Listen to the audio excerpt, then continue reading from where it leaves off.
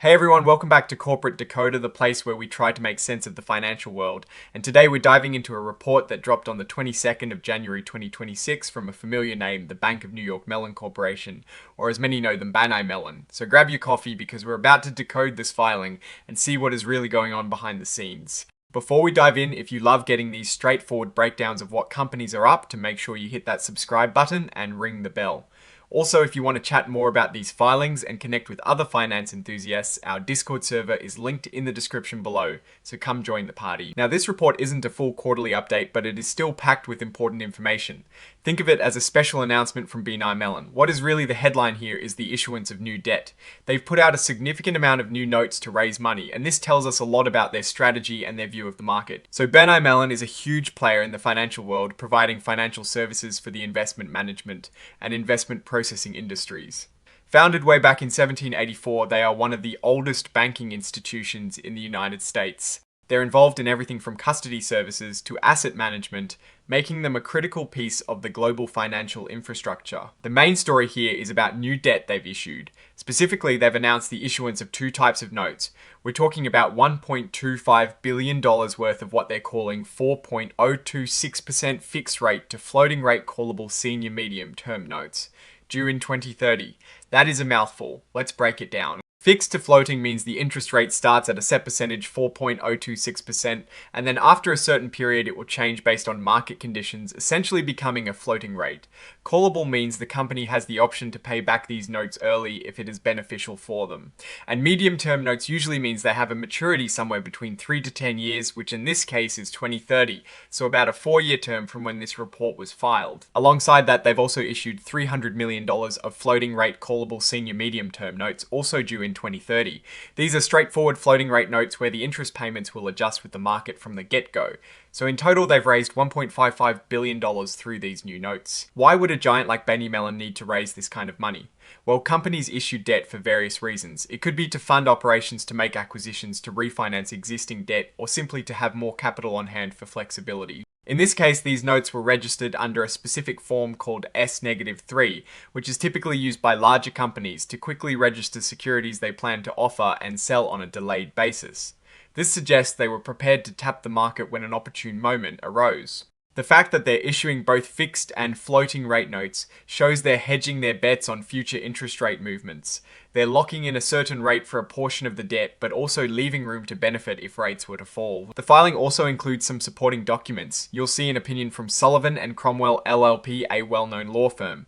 This is standard in debt issuance. It basically serves as a legal certification that everything is in order from a legal perspective. This is to assure investors that the issuance complies with all relevant laws and regulations. Looking at the broader picture, BNY Mellon's stock ticker is BK, and they have several classes of preferred stock registered.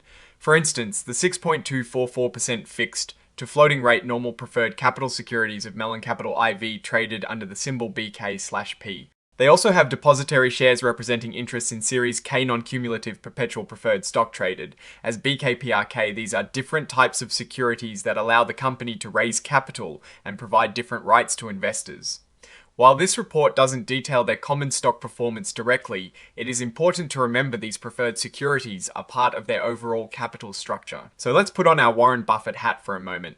What does this debt issuance tell us about BNY Mellon? On one hand, it shows they are actively managing their capital and have access to significant funding. They are not afraid to borrow money when they see an opportunity or a need. This level of activity is normal for a company of their size and complexity. However, we should always look at debt levels critically. While BNY Mellon is a well-established institution with a strong balance sheet, we need to consider how this new debt impacts their overall leverage. Excessive debt can be a risk if the company's earnings falter. For now, the interest rates on these notes are relatively moderate given current economic conditions, indicating they are likely getting favourable terms. The market seems to have responded positively to this news, with the stock price holding steady, or showing slight gains, suggesting investors are comfortable with the company's financial strategy. There are a few checkboxes here that are just standard filing procedures for this particular form. They are not related to the substance of the debt issuance itself. It is just procedural stuff for SEC filings. The total amount of debt issued, $1.55 billion, is a significant sum, but for a company like BNY Mellon, it is a manageable figure within their overall operations. The key takeaway is that they are issuing debt to strengthen their financial position and potentially fund future growth or operational needs. The inclusion of callable features on these notes suggests they are being strategic about managing their interest expenses over the long term. In conclusion, BNY Mellon's January 2026 report is primarily about a strategic move to raise capital through debt. They've secured a substantial amount of funding, which on its face appears well managed and strategically sound. The company continues to operate as a crucial financial intermediary, and this debt issuance is a tool to support that role. The key risk to watch will always be the broader economic environment and how it affects BNY Mellon's core businesses and its ability to service this new debt. For now, the direction seems stable.